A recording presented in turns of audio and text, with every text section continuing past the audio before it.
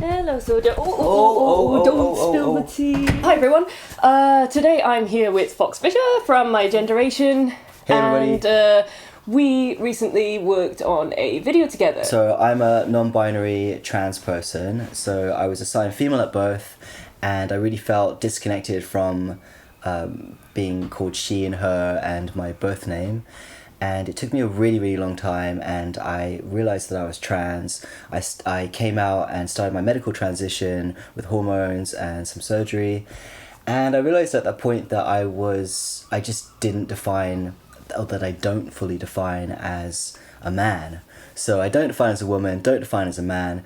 And at the time I was using the term genderqueer, which is a term that's still used, but I feel like non-binary has really taken I think over. it's interesting because I feel like genderqueer was kind of like a predecessor to non-binary, but it still works for some people. And language is changing, so it's really exciting having conversations like this too. I definitely identify agender.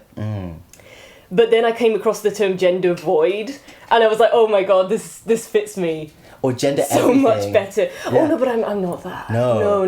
Like I feel like the total absence of gender. Okay. Like there's nothing there. There's like negative gender. Wow. They're very beautiful dog. He is. He stinks of fish.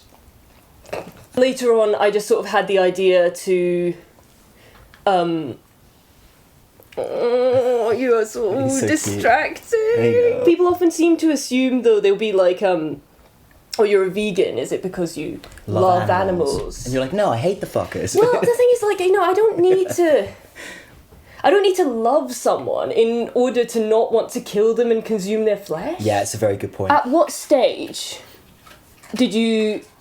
Because you're like also a trans man as well as being like non-binary, or more just transmasculine? Transmasculine. Yeah, and I think there might be some confusion because I was on a mainstream documentary about almost 10 years ago now called My Trans Summer, and on that, when I was talking about how I felt, when I was initially doing the interview, the people put down the camera, the producer said, look, Fox, no one's going to understand genderqueer, like, you can't talk about that, so can you please simplify your experience for the audience, the Channel 4 audience that's not going to get it. So I did. I told them exactly what I told my doctor, which is, I feel like I should have been born as a boy, I was born in the wrong body. Oh my god, really? That's so frustrating. It was. So I had to come out again after that and be like, actually, I am non-binary. But like, so what, like...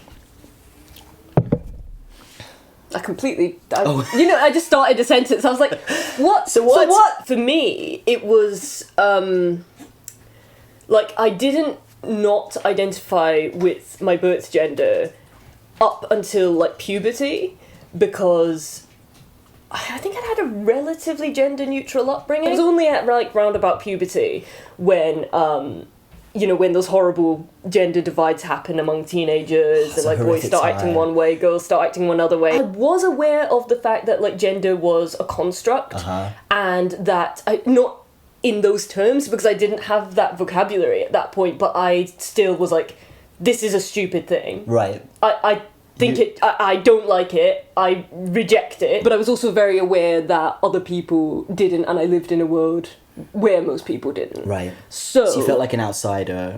Yeah, I felt like because the whole sort of I felt I must be I had to be transmasculine, because according to these definitions, that made more sense than what I'd been assigned. Yeah. But, like, I obviously didn't feel that strongly enough to do anything about it. Like, and to be fair, that's also because at one stage, I guess I was more concerned about passing and stuff at that stage as well, and I really felt like, this is something I explore a little bit in the song, that, like, I felt like I'd already reached, like, my maximum height. My physique is quite femme, like, this kind of stuff. I was like, I'm not going to be able to make a convincing man. Right, and I think that a lot of trans people do have those fears as well, and I do think that testosterone is particularly powerful if that was a route that you would have gone down. All those things probably would have changed as well. Because I was just thinking, how could I possibly be a transmasculine person or a masculine person when I've wrists this size, and I was like, my wrists will always hold me back. yeah, I've never looked at your right? wrist Don't look at that. Don't look before. at that. I was like a stick as well, but of course, masculine people can be sticks. No, well, that's it. Yeah, exactly. Hello, Oh. you're here to be a distraction. Oh. The other thing is that after I was accepted as non-binary by anyone, my dysphoria started to reduce. Wow. So you were seen, and then that helped. It was like I didn't have to do it in order, this idea that I had to be any kind of thing, to present any way in order to be a gender, was gone. Wow. I was really lucky to meet people who were so, because even within the trans community, there can still be pressures to present a certain way. There is a stereotype of, what the non-binary person looks like, and neither of us are that. That's right. We're not white for a start. No. So the stereotype for a non-binary person is generally a white, androgynous, slender kind of person. A non-binary doesn't essentially have a look at all. You can't look at someone and know if they're non-binary. Well, that's the thing, is it's not... while a lot of people will present themselves in a way that is considered by society to be somewhat androgynous, it's not a requirement, because all you have to do is feel it. And also what androgyny is, that's what I've kind of learned, is that it varies depending on who you are and stuff. So, for example, at one point, in order to, present more non-binary, I was, I considered cutting my hair multiple times. I was I will look so much more distinctly androgynous if I have the just the short hair and stuff, the fact that I have a somewhat masculine jawline will come out a lot more, that kind of stuff. Right. And because I was with these people who didn't care about that, I was like, my hair doesn't make me anything, especially because that's one thing I've been asked before. I've had people be like, if you want to be androgynous, why do you have such long hair? And I've been actually I think the reason I have long hair is because I was into metal as a kid. Totally. That's the look for men. Exactly. It's for men. Yeah, that's so right. So I never felt like it was a feminine thing. If anything, it was more on the mask side. Yeah, for me, with starting to take testosterone, even though I define as non-binary, two things actually. First thing is that gender identity and gender expression are two different things. So my gender identity is non-binary, my gender expression, as you can see, is more masculine. But the clothes that I wear have not changed at all. So it's just the fact that I've taken hormones and I'm in the same clothes, and therefore it looks masculine. But I really had a lot of dysphoria about my voice. But before taking testosterone, I really had absolutely no idea whether it would help me to feel better about myself. And it is a leap that people have to take at some point. And luckily it worked for me. So the more I took testosterone, the more I was on that, the more I realised that was probably the right fuel for my body and to make me feel a lot more settled, a lot better. There is an element of risk with all of this stuff, and there's a chance that there are probably very few cis people who are 100% happy with the way they look. That's the thing that we have to remember as well. You're absolutely right. I really didn't want to be trans, and I really tried everything I could in order to just love my body and love every cell that was in my body. If I'd met a trans kid, if I'd, seen a book where there was a trans child in it or something like that, it would have completely changed everything. That's a whole other thing, actually. Yeah. So the kids these days... Yeah, all the kids these days. So one of my friends is a teacher, and she was telling me that, now there's, multiple non-binary kids in the class. Wow, okay. And if someone changes their name or their pronouns to they, well, not their name and their pronouns, that might be odd. The teachers have to use it, that's part of the thing, including if they're old and they find it difficult and all of that kind of stuff. And I was just like, this is so good. Yes. This is wonderful. Oh, that makes me so happy. Yeah. That's awesome. Obviously, it depends on the teacher, it depends on the school, but it's nice to hear that stuff like that is happening. The fact that this will be a similar area to where I grew up, and there were no trans people at all who were out in the school when I was growing up. But forget non-binary people, that was not even on the card. If I went around saying I reject the concept of gender, they'd be like, you weird kid. Yeah, exactly, shut up. It's nice that kids can play with their identity as well, because so this teacher friend was telling me, she was like sometimes I think it is a phase, and I was like, it's okay, that's okay. Exactly. That's yeah. And she was being good about it as well. She wasn't being I'm not going to use their names in case it was a phase. Yeah. She's like, if they change their name, I'll use the name. Yeah. if they change it back later, whatever. Like, do you know what I mean? There's no harm done, Yeah. and that's why... And she got that as well, she understood. When I was in school, everyone had a bisexual phase. Right. Like, including her, right? And she's one of the straightest people I know. So... That's cool. People recognising that it's the same thing, Yeah. and it's not harmful, and no one's going to come and just, like, slice your kid open, is... Yeah, no surgeries for kids. Right? Yeah, it's like... It's really good. I'm so glad that, like... that cis people are starting to understand this Yeah. as well. It's really, really nice. Yeah, definitely. That's great. That's why I made that's why I did my kids book as well. Are you a boy or are you a girl? Throughout the book, people are going up to the main character Tiny and going, "Are you a boy or are you a girl?" Like, and I think that's something that trans people have all experienced in their childhood. There's something. It's like people pick up there's something slightly different about you, and I've had that question. With me, it was just, "Are you gay? Are you gay? Are you gay?" Okay, right. And yes, because like we did a music thing, we can talk about some music things. So what's out there at the moment? Well, this is the thing. You know, you're like, I should probably know this, and I don't. I don't know that many non-binary musicians. I know that like Sam Smith came out recently, and then what's their name? The one with the vagina legs. Janelle Monáe. Yes. I love it.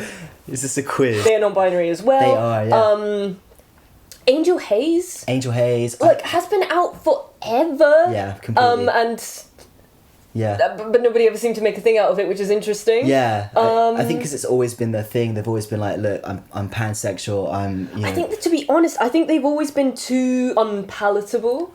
Like, to the mainstream in that particular regard, where they're just like, yeah, like, screw gender, screw all of this, and like, and it's too much for people to handle. So like, it had to be later, it had to be like Sam Smith, someone who people are already very well accustomed to. But yeah, other than that, I don't specifically... also, I'm sorry. No, it's fine. Christine and the Queens. Of course. Yeah. I mean, I don't know their gender. I think... but I'd be surprised if they're not some kind of gender something. They came out as non-binary recently. Yeah, I mean, like, that makes sense. Yeah, I think that with non-binary people that there's still so much more that can happen, and there's still more of a platform that people can have. So working with you to make a music video was just really, really fun, and the track is super catchy, so I still love it now, which is the sign that it's a good song. Yeah, I mean, I don't, but like... I get that too, like a cringe stage where you're just like, oh, I can't even that's look exactly at it, that's what it feels like. Yeah. It's like, and then you can separate yourself from it a little bit and see it more objectively, I think. Yeah, it's funny that it's a creative thing, I think. And how much do you write about being non-binary? Is this just that you're only... I used to write about it all the time, when I was feeling a lot more intensely dysphoric, or bad in general, basically. Bad feelings result in a lot of creativity for me if they're intense and about specific things. If I'm just generally like feeling, then it doesn't do anything. Gotcha. Because it's not bad enough, right? It needs to be like a... extreme. Yeah, it needs to be like, I've been hurt, or I am angry. Anger is basically it, to be honest. Turn that shit into gold. It's a bit tongue-in-cheek as well, though, because like this is not an entirely serious song, and the video idea that I had for it is really not. I think most of my songs that are aggressive also have like an element of humour. Yes.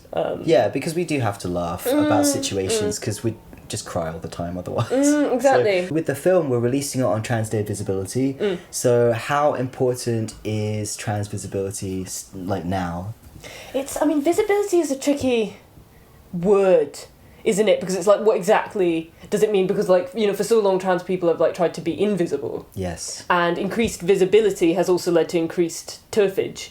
And and people feeling unsafe. Yeah. Yeah, sure. yeah, like, but trans like representation in the media and like I guess active, unapologetic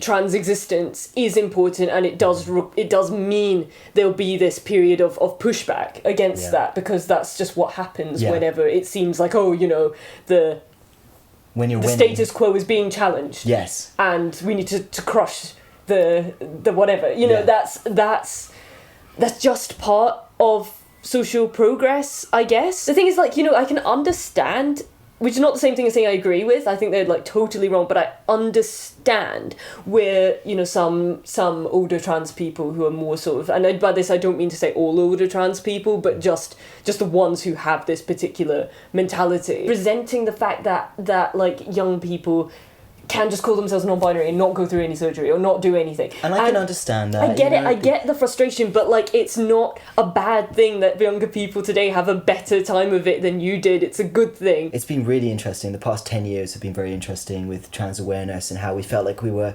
really getting somewhere about 2015, and then it kind of all goes to shit in a way. And I think the media has a lot to do with that, because there was a lot of rubbish being sprouted in the UK about what the Gender Recognition Act would actually mean for people. And I just, you know, it's just been so obvious that we really have the most destructive media. I really think the tabloid press has a lot to answer for, and it's just been horrific, with certain newspapers just throwing us under the bus, like newspapers that I used to read when I was younger and really appreciated at the time, that I thought were very left-wing, that seemed to want to have this balanced argument, which is like bullshit, because being trans isn't a debate. It's not up for debate. People are trans, and we don't need these people who don't even have, you know, degrees in gender studies or anything like that. This is the thing. This is one of the things I notice most. They'll come in just with completely uneducated opinions. And you're they'll like, they'll never think, I actually don't know anything about this subject. They'll be like, trans people are da-da-da. And it's like, wait, have you met a trans person? Have you like talked to anyone who knows anything about the subject? Exactly. It's so harmful. But hopefully we'll look back on this time and just be like, what the hell? Like, people gender toilets, like, that's weird. Non-binary isn't going to go away. You know, we're going to see more people identifying as non-binary, and I'm really excited actually to see how the younger generation, like you're talking about these kids in schools that are coming out as non-binary, for some of them that will remain their identity, and they're going to grow up and they're going to hopefully help to make the world a better, more tolerant space just by being themselves. Because the definition of non-binary is literally just, if you identify non-binary, then you're non-binary. Like, so it's very simple, but that also means that like there is no way of like looking at someone and telling, or like any particular way they should behave and all that kind of stuff, which is all obviously a good thing. But then what you sometimes get is people saying, oh well, then, you know, then everyone will call themselves non-binary, or they could, and I'm like, that's okay. That's right. It doesn't threaten your it doesn't threaten your identity as a man or a woman, so it's all good. The more people there are identifying as non-binary, the more the binary construct of gender itself is being challenged and changed. Yes. And that is a really positive, good thing. Like, there'll be loads of stuff to navigate, I think, and we'll have those discussions as we go along. And again, that doesn't stop anyone from identifying, like, you know, 100% woman, 100% man. It really doesn't mean you can't do that. It just means there is space for so much more. Exactly, which is definitely worth celebrating.